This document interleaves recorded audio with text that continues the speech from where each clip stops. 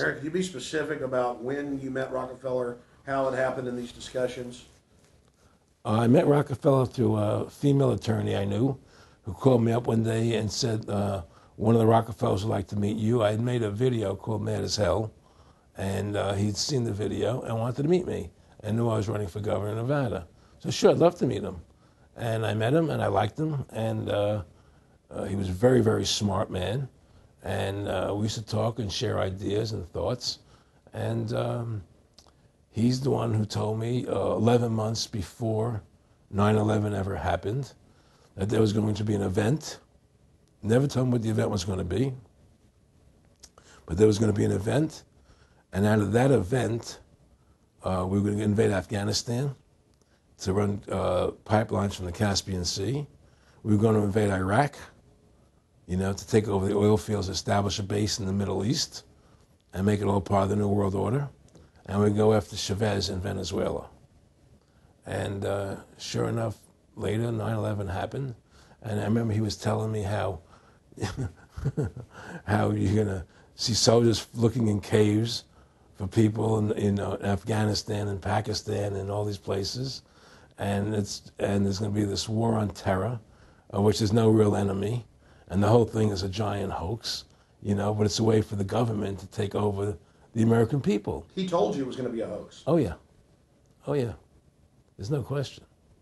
He says, there's going to be war on terror. And he's just laughing. There's no, who are we fighting? I mean, why do you think 9/11 happened and then nothing's happened since then?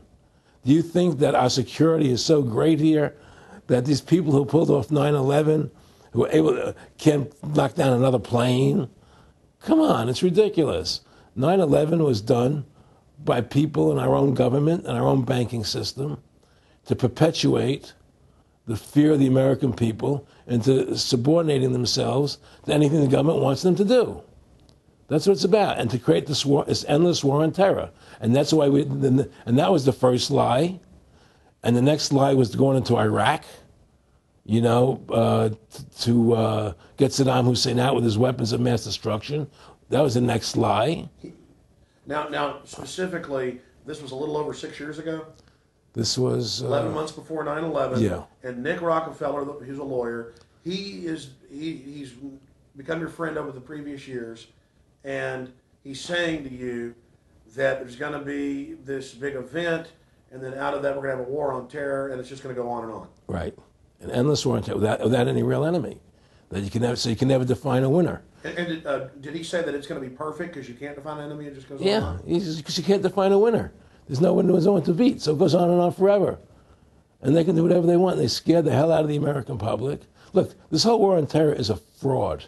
It's a farce. It's very difficult to say it out loud because people are intimidated against saying it. Because if you say it, they want to make you into a nutcase. But the truth has to come out. That's why I'm doing this interview. The fact of the matter happens to be that the whole war on terror is a fraud. It's a farce. Yeah, there's a war going on in Iraq because we invaded Iraq. And people over there fighting, But the war on terror, that's a joke, And until we discover what really happened on 9/11 and who was responsible for 9/11, because that's where the war on terror emanates from. That's where it comes from. It was 9/11 that allowed this war on terror to begin. And until we get to the bottom root of 9/11, the truth of 9/11, we'll never know about the war on terror.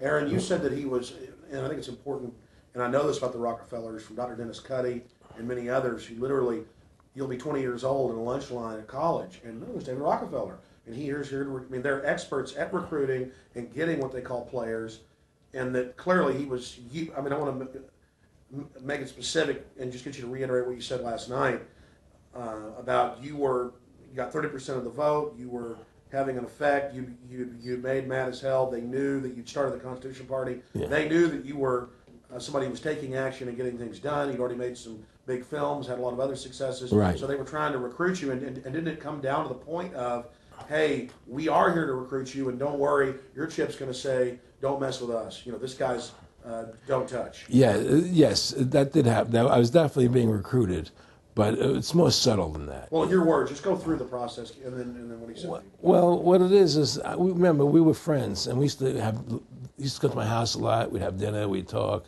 And he'd tell me about business investments that you get involved in, you know, or they would help me with this business investment or that business investment. And was I interested in joining the Council on Foreign Relations? You know, I would have to get a letter to join them, but was I interested in that? And, you know, just stuff, you know, leading you on. And I used to say to him that I never really did that because that wasn't where I was coming from. You know, as much as I like you, Nick, you know, your ways and my ways, we're on the opposite side of the fence. You know, I don't believe in enslaving people, you know, and he would come back with, "Oh, I do." Or, well, it would be more like, you know. It's better for them. Well, it's more like, you know, how do I put it? It was like, what do you care about them? What do you care about those people? What difference does it make to you? Take care of your own life. Do the best you can for you and your family. What do the rest of the people mean to you? They don't mean anything to you. They're just serfs. They're just people. You know, it was just a lack of caring, you know, and that's just not who I was. It was just sort of like cold, you know. It was just like cold, you know. And I used to say to him, what's the point of all this? You have all the money in the world you need. You have all the power you need. What's the point? You know, what's the end goal? And he said the end goal is to get everybody chipped, to control the whole society, to have the bankers, the elite people, you know, the bankers and some governor controlling the world. And I said, do all the people in the Council on Foreign Relations believe this way you do? He said, no. You know, most of them believe they're doing the right thing. A lot of them believe it's better off being socialistic. You know, we have to convince people that socialism is really capitalism. Because America's becoming a socialist country. It's a communist country today. And here we are years later after Aaron Russo points out that this is not a capitalist or free market country, but is really socialist. In fact, here's the cover of Newsweek. We are all socialists now. But this isn't the socialism the public thinks it is, where the government robs from the rich to give to the poor. Actually, it's always the big banks, the elites throughout history that fund socialism. They want to use the middle class's money to basically domesticate the working class and expand the size of government so it can basically, in the end game, eradicate the middle class and have a giant submass of uneducated slaves who have no chance of ever rebelling against the tyranny, and a tiny elite in control of it all. And that is the very nature of this New World Order system. They are using big government to strangle competition, to take control of the people, to break up the family, to basically set up a global plantation or neo-feudalist state.